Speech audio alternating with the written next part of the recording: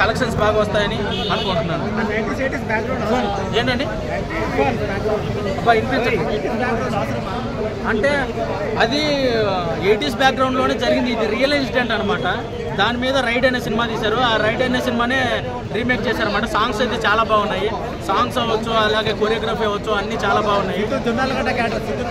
Siddhu Jonnalagadda character cameo చేశారు. ఒక fight సీక్వెన్స్లో వస్తారు. ఆ క్యామియో కూడా చాలా బాగా వర్కౌట్ అయింది అనమాట. సినిమా అయితే ఓవరాల్గా అయితే ఈ ఇండిపెండెన్స్ డేకి ఒకసారి చూడొచ్చు.